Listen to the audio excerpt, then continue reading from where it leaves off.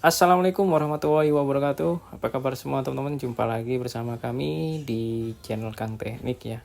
Di video kali ini kita lagi ada perbaikan kulkas merek Sanyo ya. Merek Sanyo. Dan di sini untuk keluarnya itu informasi dari orangnya itu karena di sini sering padam ya, sering padam dan ketika mati kulkasnya itu ketika dinyalakan itu tidak bisa dingin ya. Nah, kurang lebihnya seperti itu.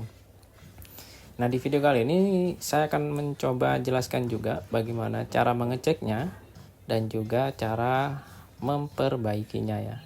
Oke, yang pertama seperti biasa kita akan memastikan apakah kompresornya itu hidup atau enggak ya. Nah, di sini kita nyalakan 1 2 3. Oke, di sini kompresor hidup dan ampere ini kebalik ya.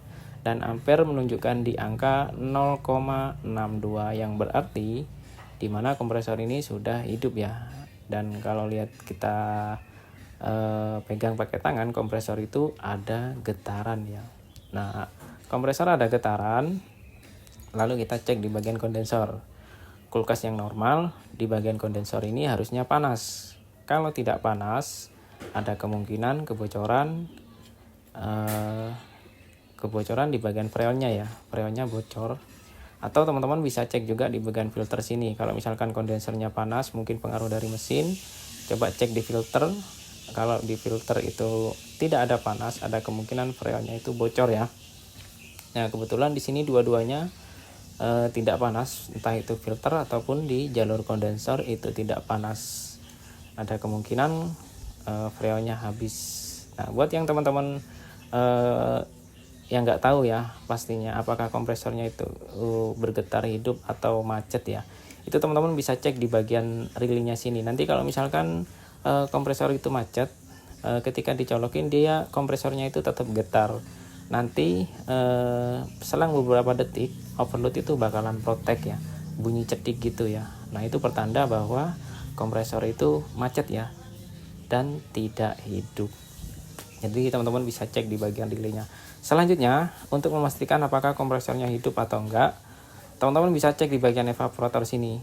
Nah, biasanya kalau misalkan kompresor itu hidup, di bagian evaporator sini itu terdengar suara desis ya.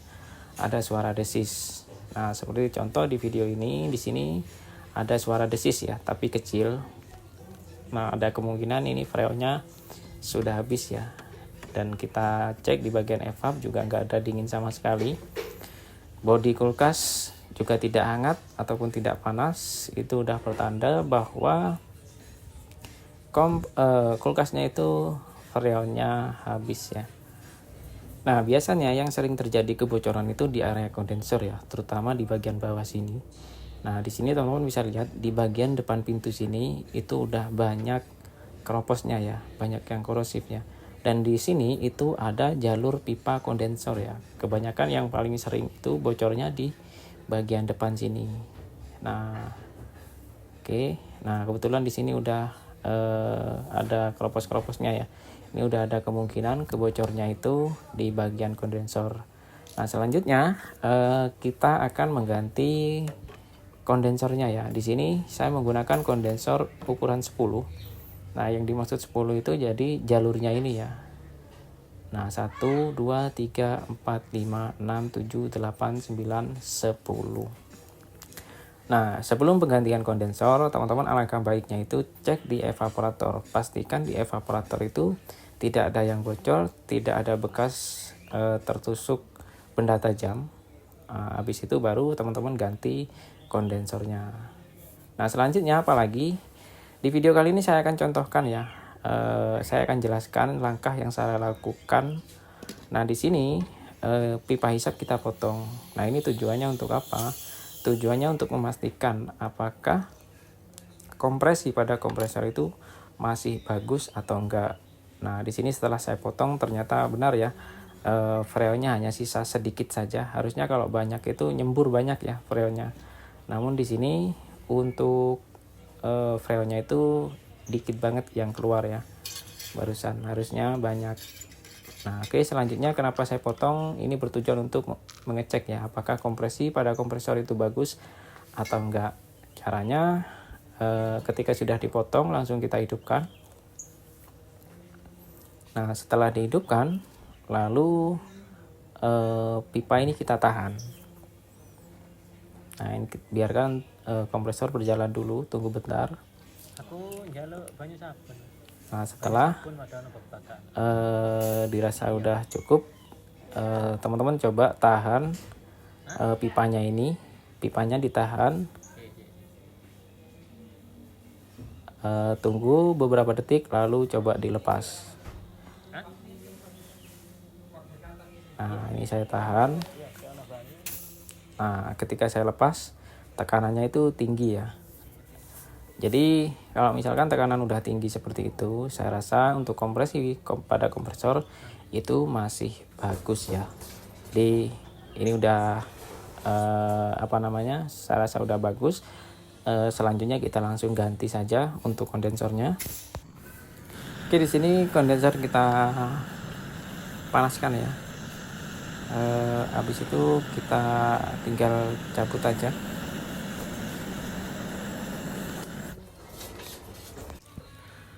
Oke, selanjutnya kita pasang sambungan ya. Di sini kita pasang plat supaya panasnya itu cepat merata ya. Supaya cepat dalam pengelasan, karena kita menggunakan blender yang portable ya, bukan yang menggunakan oksigen. Nah, di sini kita las sambungan.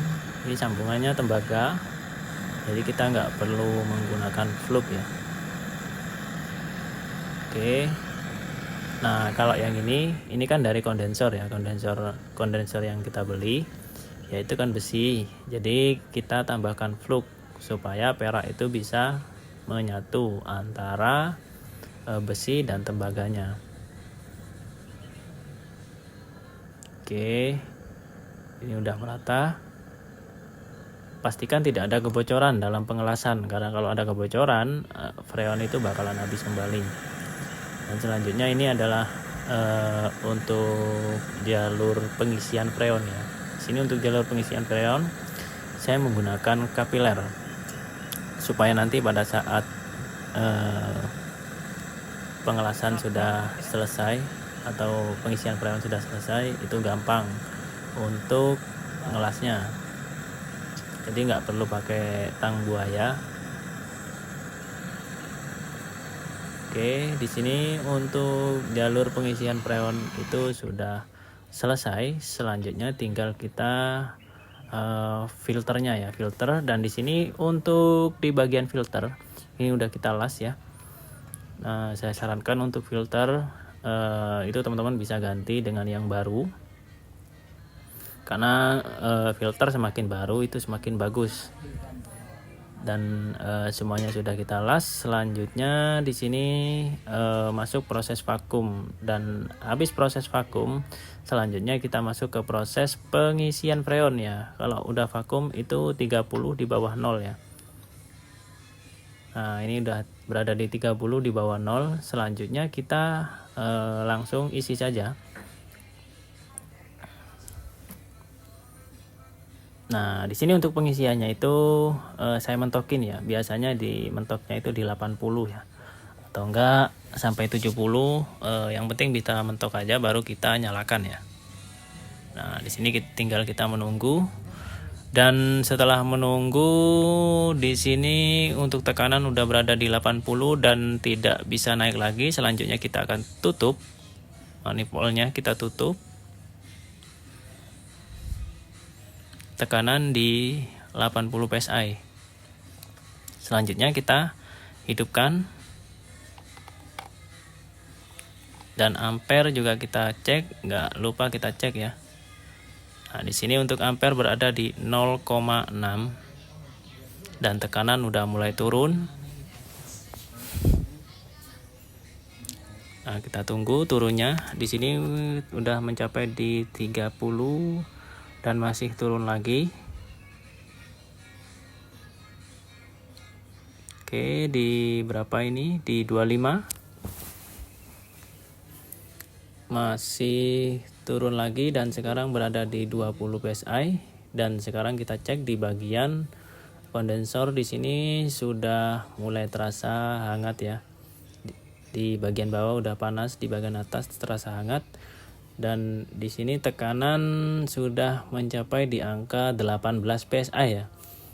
Nah, kalau sudah tekanan berada di 18, kita nggak perlu menambahkan lagi ya, karena target kita itu berada di 15. Nanti ini bakalan turun di angka 15 ya. Kalau sudah dingin bakalan turun di angka 15. Dan di sini setelah menunggu beberapa menit ya, untuk tekanan di sini berada di pas ya, berada di angka 15 psi. Nah, 5, 10, 15 dan di sini berada di angka 15 psi. Sekarang kita tinggal tutup dan kita cek hasilnya seperti apa di dalam. Nah, untuk evaporator di sini sudah merata ya pembukuannya. Ini kurang lebih sekitar 15 menit dan kita corek dulu. Nah, ini bunga esnya udah ada ya. Ini udah merata tuh.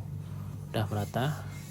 Oke, jadi kurang lebih seperti itu ya cara memperbaiki kulkas yang tidak dingin ya.